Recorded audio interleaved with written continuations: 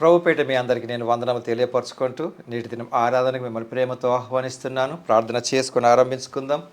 ప్రేమ కనికరం కలిగిన ప్రియ పరలోకపు తండ్రి, ఇంతవరకు మీ యొక్క కాపుదలలో మమ్మల్ని ఉంచినందుకై ఇచ్చినటువంటి ప్రతి విధమైనటువంటి ఆశీర్వాదములను బట్టి మీకు వందనాలు చెల్లించుకుంటూ కొన్ని నిమిషములు లేఖన భాగంను ధ్యానించిన ఆయనగా మీ సన్నిధిని మాకు తోడుగా నుంచి పరలోక జ్ఞానం చేత వాక్యంను చూచే కృపచూపమనియు ఆత్మీయ ప్రవాహారం పొందుకుంటూ ఆత్మలో ఇంకా ఎదిగే కృపచూపమని యేసు నామములో అడిగి వేడుకుంటున్నాను తండ్రి, ఆమేన్.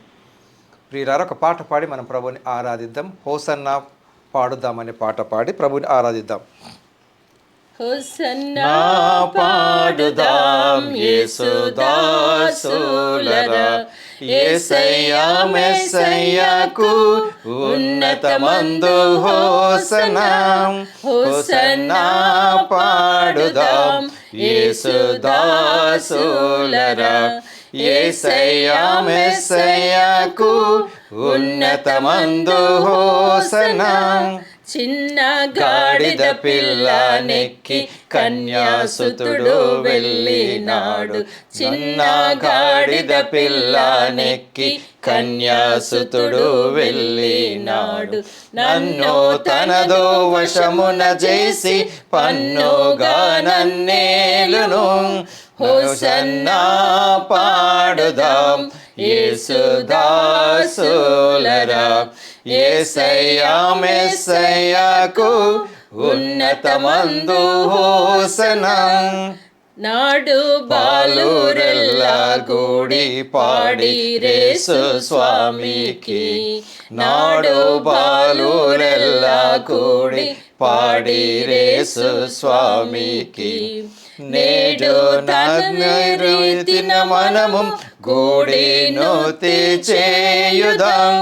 హోసన్నా పాడుదా యేసుదాసులరా,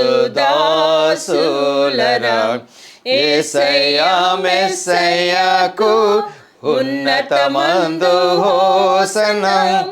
బాలుర గీతములాలకించి ఏలిన మన యేసయ్యాను. బాలుర గీతములాలకించి ఏలిన మన యేసయ్యాను. బాలురాతో కూడి మనము కీలు మోడ్చి మ్రొక్కెదం. హోసన్నా పాడుదాం యేసుదాసులరా, యేసయ్యా మెస్సయ్యాకు ఉన్నతమందు హోసన్నా. పాపమంతయు పోగొట్టి పాపి చేయి పట్టి ఎత్తి. పాపమంతయు పోగొట్టి పాపి చేయి పట్టి ఎత్తి. ఏపు మీరా బ్రోవా నన్ను శాపపు సిలువను మోసెను. హోసన్నా పాడుదాం యేసుదాసులరా, యేసయ్యా మెస్సయ్యాకు ఉన్నతమందు హోసన్నా. గురులా ఆదివారము నాడు గురువు చరణముల కడిగి. గురులాదివారము నాడు గురుల చరణముల కడిగి. పరిశుద్ధ ఆత్మను పొంది త్రియేక దేవుని పొగడుదాం. హోసన్నా పాడుదాం యేసుదాసులరా, యేసయ్యా మెస్సయ్యాకు ఉన్నతమందు హోసన్నా. ప్రియులారా, మంచిది. నేటి ఆదివారము అంటే ఈ యొక్క వారం అంతైనా కూడా పరిశుద్ధ ఆదివారంగాను ప్యాషన్ వీక్, హోలీ వీక్ అని పిలువబడుతూ ఉంటుంటాము. దీనికి ఎందుకు అలా పిలుచుకున్నామని చూడండి. అన్నీ కూడా కొన్ని సంగతులు పర్టికులర్ పదముతో పరిశుద్ధ గ్రంథములో వ్రాయబడి ఉండకపోవచ్చును. అయినప్పటికీ యేసు ప్రభు మన పాపముల నిమిత్తమే కల్వరి సిలువలో మరణించడానికి తను చేసుకున్నటువంటి దైవ ప్రణాళికను మనం గుర్తుంచుకోవటం కొరకు గాను, అంటే నేను చేసినటువంటి పాపముల నుంచి నాకు విడుదల అనుగ్రహించడం కొరకు ఆయన కల్వరి శిలువ పైన తన ప్రాణాన్ని బలిగా పెట్టినాడు. కానీ ఒకవేళ ఆయన శిలువ పైన మరణించి సమాధి చేయబడి పునరుద్ధరణ అయి గనుక ఉండకున్నట్లయితే మరణానికి గెలుపు ఉండేది కాదు. అవునా? ఈ యొక్క వారం అంతట్లో కూడా వచ్చే శుక్రవారమున క్రీస్తు మన పాపముల నిమిత్తమై కల్వరి శిలువ పైన తన ప్రాణాన్ని పెట్టినటువంటి రోజు. దాన్ని జ్ఞాపకం చేసుకుంటున్నాం. ఎందుకండి ఆయన కల్వరి శిలువ పైన తన ప్రాణాన్ని పెట్టినాడంటే ఒక్కటే ఉద్దేశం, నా పాపముల నుండి నాకు విడుదలను అనుగ్రహించి తండ్రి అయిన దేవుడితో నేను కోల్పోయినటువంటి సహవాసాన్ని తిరిగి ఆయనతో నాకు ఇవ్వటం కొరకు. సో దాన్ని రక్షణ అంటుంటాం, పాప క్షమాపణ.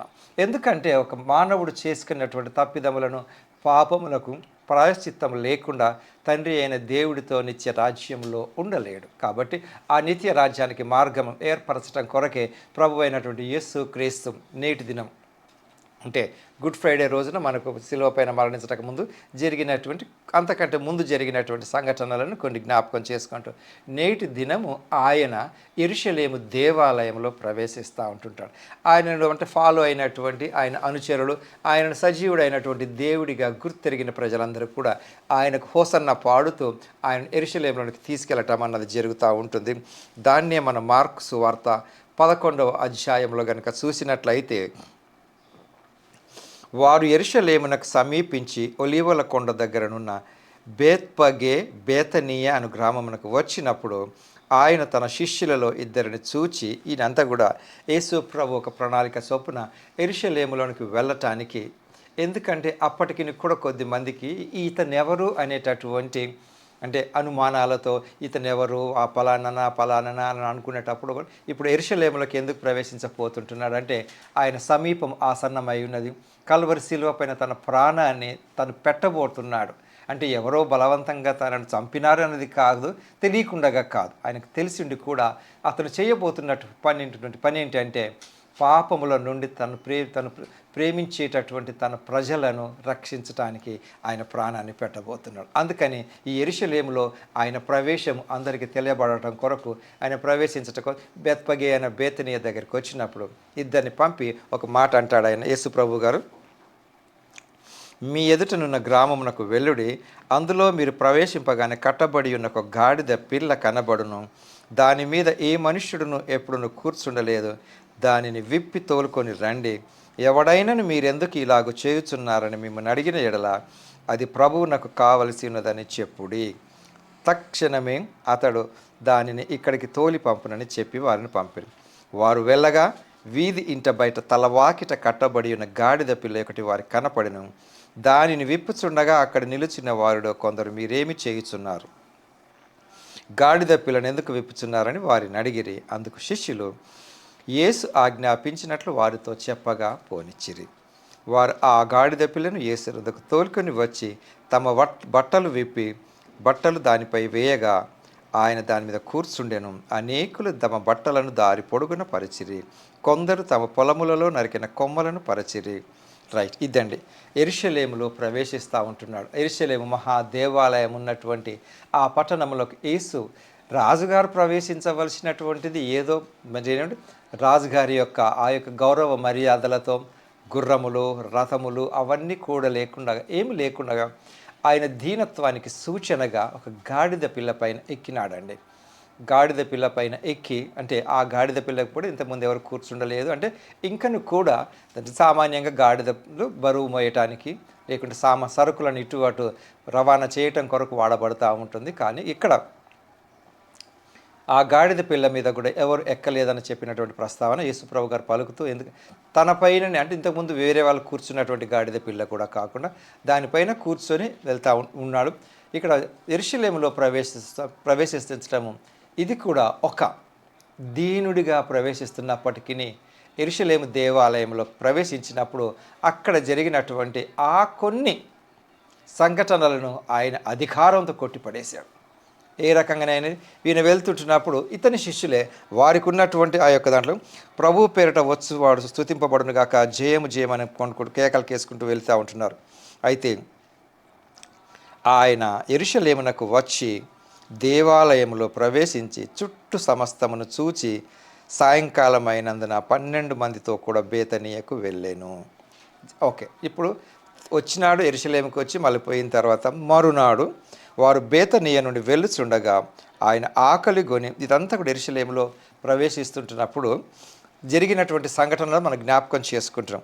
ఆకులు గల ఒక అంజూరపు చెట్టును దూరం నుండి చూచి దాని మీద ఏమైనా దొరుకునేమో అని వచ్చెను. దాని యొద్దకు వచ్చి చూడగా ఆకులు తప్ప మరేమీ కనపడలేదు. ఏలయనగా అది అంజూరపు పండ్ల కాలము కాదు. అందుకు ఆయన, ఇక మీదట ఎన్నటికి నీ పండ్లు ఎవరునూ తినకుందురుగాక అని చెప్పెను. ఇది ఆయన శిష్యులు వినిరి. ఫ్రెండ్స్, ఇక్కడ కొద్దిమంది అనుకుంటూ ఉంటుంటారు ఏంటంటే అంటే ఈ యొక్క సెంటెన్సెస్ చదివినప్పుడు సీజన్ కానీ సీజన్లో ఆయన ఎలా అడిగినాడండి అని.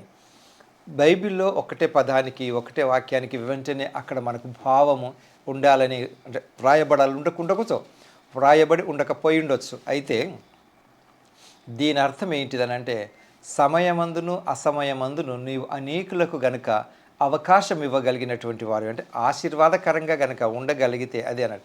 సో ఏంటంటే యేసుప్రభుకు తెలియదా దానికి చెట్టు ఈ సీజన్ కాదు అని? కరెక్టే. కానీ అంటే ఏంటిదనంటే ఏ సీజన్లోనైనా నీవు ప్రభువుకు అనుకూలంగా ఉండాలన్న దానికి ఉదాహరణగా మాట్లాడారన్న అనుభవజ్ఞులు పలికినటువంటి కొన్ని మాటలు కూడా ఎప్పుడో అంటే పెద్దవాళ్ళు అంటుంటాము అనుభవజ్ఞులు. ఎందుకండి ఆ రెఫరెన్స్ అలా మాట్లాడింది అన్న దానికి అదొకటి. తర్వాత రెండవ విషయం ఏంటంటే యెరూషలేములో ప్రవేశించినప్పుడు జరిగినటువంటి సంఘటన ఏంటో చూద్దాం. వారు యెరూషలేమునకు వచ్చినప్పుడు ఆయన దేవాలయంలో ప్రవేశించి, ఇక్కడ జరుగుతున్నటువంటి విషయం, ఆయన దేవాలయంలో ప్రవేశించినప్పుడు యాక్చువల్గా టెంపుల్ ఇక్కడ పరిశుద్ధంగా ఉండాలి, దేవుని ఆరాధించడానికి వచ్చినటువంటి వారికి అనుకూలతలు ఏర్పాటు చేయాలి. కానీ ఇక్కడ జరిగినటువంటి సంఘటన ఏంటిది అని అంటే క్రయ విక్రయములు చేయువారిని వెళ్ళగొట్టనారంభించి, టెంపుల్లో బయట ఉండాలి అవి ఏంటిది క్రయ విక్రయాలు అంటే దేవుని మందిరంలో ఆరాధన చేయడానికి వచ్చిన వారికి కావలసినటువంటి వస్తువులను, అంటే అందరూ ఏ రకంగా వస్తారో ప్రయాణం చేసి వస్తారు కాబట్టి ఏదైనా కూడా అనుకుందామండి. ఇప్పుడే కనుక మనం ప్రస్తుత పరిస్థితులలో చూస్తుంటే దేవాలయాలకు కొంచెం దూరంలో మనకు కొన్ని బ్రేక్ఫాస్ట్లు, ఫ్రూట్స్, వాటరు, ఇంకా వసతులు మిగతాయన్నీ కనపడుతూ ఉంటుంటాయి. అవన్నిటితో పాటు ఇంకా వచ్చేసరికి ఏమైంది అని అంటే రూకలు వార్చు వారి బల్లలను, గువ్వలమ్ము వారి పీటలను పడదోసి, రైట్, ఇక్కడ ఏం చేసినాడు? గువ్వలమ్ము వారు. ఇక్కడ ఏంటంటే అక్కడ ఈ దేవాలయానికి వచ్చినప్పుడు రూకలు మార్చు అంటే ఇప్పుడు మనం వేరే కంట్రీకి వెళ్ళినప్పుడు కరెన్సీని కనుక ఏ రకంగా మార్చుకుంటామో, అంటే భారతదేశం నుంచి వేరే విదేశాలకు వెళ్ళినప్పుడు ఖతార్కి వెళ్ళినట్లయితే అక్కడ దినార్కి కానీ, తర్వాత ఇంకా వేరే బెహ్రాన్ దేరమ్స్ కానీ రియాల్స్ కానీ వీటికి మార్చుకుంటాం. అదే వేరే సింగపూర్కి వెళ్ళినట్లయితే సింగపూర్ డాలర్స్ అని కానీ మార్చుకుంటున్నాం. ఈ కరెన్సీ అక్కడ నడవదు కాబట్టి అక్కడ ఉన్న కరెన్సీ నడవాలంటే అక్కడ దేవాలయంలో ఇవి జరుగుతూ ఉన్నాయి. అంతేకాదు ఇక గువ్వలు అంటే పక్షులను బలిగా అర్పించేటప్పుడు ఏం చేస్తున్నారంటే అక్కడ ఉన్నటువంటి కొద్దిమంది వ్యాపారులు మీరు తీసుకున్నటువంటి ఈ యొక్క పక్షి అది గువ్వ అనుకుందాం, దాన్ని ఇది ఇక్కడ నడవదని చెప్పి వాళ్ళే అమ్మటం మొదలుపెట్టినారు. అంటే ఏంటి? ఒక రకంగా వ్యాపారంగా మార్చుకున్నారు. దాన్ని యేసు ప్రభు ఏమంటాడంటే ఇక్కడ నా మందిరము సమస్తమైన అన్యజనులకు ప్రార్థనా మందిరం అనబడును అని వ్రాయబడి లేదా మీరు దాన్ని దొంగల గుహగా చేసిరనను. అంటే కానీ మాకు అనుకూలమైనటువంటి ఇస్తున్నారు కదా అని ప్రజలు ఒకవేళ అనుకునే అవకాశము లేకపోలేదు. అయినప్పటికీ నీకు ప్రజలకు అనుకూలంగా దేవుని ఆరాధించడానికి కావలసినవి ప్రొవైడ్ చేయాలి, కానీ వ్యాపారంగా మార్చకూడదు. ఇది ఇప్పుడు వాక్యం వింటున్న మనందరం కూడా ఆలోచించుకోవాల్సినటువంటి విషయం ఏంటంటే దేవుడి మందిరమును వ్యాపారముగా దొంగల గుహగా చేయకూడదు. అదొకటి కేవలము మందిరము అనగానే 4 గోడలు లోపల ఏమంటే బలిపీఠము, పూజ ఇవన్నీ పక్కకు పెట్టినా కూడా దేవుడి యొక్క మందిరం అని పిలువబడుతున్నటువంటి ఈ ఆలయాన్ని కూడా అంటే మన దేహంలో ఉన్న ఆలోచనలను కూడా పవిత్రంగా నుంచుకోవాలన్నది నేటి దినం జ్ఞాపకం చేస్తున్నాడు. యేసు ప్రభు కల్వరి శిలువ పైన తన ప్రాణాన్ని పెట్టకముందు ఇవన్నీ మనకు జ్ఞాపకం చేస్తున్నాడు. ఇంకా అపోస్తలుడైన పౌలు ఫిలిప్పి సంఘానికి రాసినటువంటి విషయాలలో కూడా ఫిలిప్పీలకు రాసిన పత్రిక 4వ అధ్యాయం 4వ వచనం, ఎల్లప్పుడూ ప్రభువునందు ఆనందించుడి, మరలా చెప్పుదును ఆనందించుడి. ఇక్కడ ప్రభువునందు ఆనందించాలి, ఇహలోకమందు కాదు. ప్రభువునందు ఎందుకండి ఆనందించటము? ఆయన నాకేమి ఇచ్చినాడని వస్తువులతో కనుక నేను కొలిచినట్లయితే నాకు ఆనందం రాకపోవచ్చు, కానీ నాకు రక్షణ ఇచ్చినాడన్న ఆనందం కనుక నేను పొందుకోగలిగితే నాకు రిజల్ట్ ఉంటుంది. కొన్ని సందర్భాలలో ఆనందానికి కొద్దిమందికి అంత ఏమి ఉండదు. అసలు ఎంత పొందుకున్నా ఇంకా ఉంటే బాగుండు, ఇంకా ఉంటే బాగుండు అనేది అటు ఉంటుంది. కానీ ప్రభువు ఏం చేసినాడు నాకు? అసలు ఎందుకు పరమును వీడి నన్ను ప్రేమించి ఈ లోకంలో మానవుడిగా జన్మించి ప్రభువే. కానీ తన పాపములో లేని తను నా పాపము నిమిత్తమే తను పాపిగా చేయబడి నా పాపమును కల్వరి సిలువ పైన మోసి తన ప్రాణమును పెట్టి నేను పొందవలసిన శిక్ష ఆయన పొందుకొని నాకు ఇచ్చిన రక్షణను బట్టి నేను ఆయన యందు ఆనందించాలి. అంతేగాని ఆయన నుంచి నేనేం పొందుకున్నానండి అన్న విషయానికి కాకుండా ప్రభువునందు ఆనందించడు. అంతేకాదు, నీవు పొందుకున్నట్టు మీ సహనమును సకల జనులకు తెలియబడనీయుడి, ప్రభువు సమీపముగా ఉన్నాడు. ఇక్కడ ఏంటండి అంటే నీ కష్టాలలో కూడా నీ యొక్క ఓపిక బయటపడాలి. కొద్దిమంది కోపంలో అసలు టక్కుమని అనేస్తూ ఉంటుంటారు. ఆ కోపం ఎందుకు వచ్చిందండి? ఓపిక నశించినప్పుడు. ఓపిక ఎందుకు నశించిందండి? రియాలిటీ తెలియనప్పుడు. సరే, వ్యక్తిత్వాలను బట్టి నాకు కోపం వస్తుందండి, కోపం తెప్పించినండి, అవన్నీ కాసేపు అనుకున్నాను. ఇప్పుడు ఈరోజు దేవుడు మనకు జ్ఞాపకం చేస్తున్న విషయం ఏంటి? సహనము కలిగి ఉండండి, సహనము కలిగి ఉండండి, సహనము కలిగి ఉండండి అని చెప్తా ఉంటున్నాడు. కాబట్టి ఫ్రెండ్స్, నీకు ఎంతవరకు సహనం అంటే నీకు సహనం ఉన్నది అని ఇతరులు గుర్తించగలిగినటువంటి, అంటే మరో రకంగా దీన్ని ఇంకొంచెం ఆలోచించినట్లయితే నీ సహనాన్ని పరీక్షించడానికి ప్రజలలో నుండి కూడా అనేకులు రావచ్చు. దూరం వాళ్ళ ఉండొచ్చు, దగ్గరి వాళ్ళ ఉండొచ్చు. ఇప్పుడు నిన్ను నువ్వు పరీక్ష చేసుకోవాల్సింది ఏంటి? అంతేకాదు, దేనిని గురించి చింతపడకుడి, కానీ ప్రతి విషయములోనూ ప్రార్థనా విజ్ఞాపనముల చేత కృతజ్ఞతాపూర్వకముగా మీ విన్నపములను దేవుడికి తెలియచేయడు. ఇక్కడ చూసినట్లయితే ఆలోచించకుడి అని లేదు, కానీ చింతింపకుడి అని రాసిందండి. కాబట్టి ఫ్రెండ్స్, నీ చింతను ఆలోచనగా మార్చుకొని నువ్వెందుకు చింతిస్తున్నావు, చింతపడకుడి అంటున్నాడు. నువ్వు దేవుడికి తెలియపరచమని అంటున్నాడు. అంతేకాకుండా ఇంకొక మాట మనం 8వ వచనం కనుక చూసినట్లయితే, నువ్వు చేయవలసినటువంటి పని, మెట్టుకు సహోదరులారా, ఏ యోగ్యత అయినను మెప్పైనను ఉండిన ఎడల నువ్వు చేయవలసిన పని, ఏవి సత్యమైనవో నువ్వు చేస్తున్న పని, ఇతరులు చేస్తున్న పని, ఏవి మాన్యమైనవో నీ జీవితము, ఏవి న్యాయమైనవో, ఏవి పవిత్రమైనవో, ఏవి రమ్యమైనవో, ఏవి ఖ్యాతి గలవో వాటి మీద ధ్యానం ఉంచుకొనుడి. మరియు మీరు నా వలన ఏవి నేర్చుకొని అంగీకరించితిరో, నా యందున్నట్టుగా ఏవి వింటిరో, ఏవి చూచితిరో అట్టి వాటిని చేయుడి. అప్పుడు సమాధానకర్తయగు దేవుడు మీకు తోడైండును. ఇప్పుడు కొంత కంపేర్ చేసుకున్నట్లయితే యెరూషలేము దేవాలయాన్ని దొంగల గుహగా మార్చారు. ఎందుకు? స్వలాభం కొరకు. సరే, ఇతరులు ఎలాగొస్తున్నారు, ఇతరులకు ఉపయోగపడినప్పటికీ కూడా కొంత సొంత లాభం కొరకు. ఇప్పుడు నువ్వు చేయవలసినటువంటి పని, దేవుడు నిన్ను ప్రేమించి పరమును వీడి ఈ లోకానికి వచ్చినాడు. కాబట్టి నీ జీవితంలో అవసరమైనటువంటి మార్పులు రావాలి. అంతగా ప్రభువే తన్ను తాను తగ్గించుకొని గాడిద పైన ఎక్కి యెరూషలేములో ప్రవేశించినప్పుడు నువ్వు ఇంకెంతగా తగ్గించుకోవాలన్న విషయాన్ని నువ్వు జ్ఞాపకం చేసుకోవాలి. కాబట్టి వాక్యం వింటున్నటువంటి ప్రియులారా, నువ్వు ప్రభువునందు ఆనందించడము నేర్చుకోవాలి. లేని దాని గురించి కాదు, ప్రభువు నీతో ఉన్నాడని ఆనందం నీకు కలిగి ఉండాలి. అంత మాత్రమే కాదు,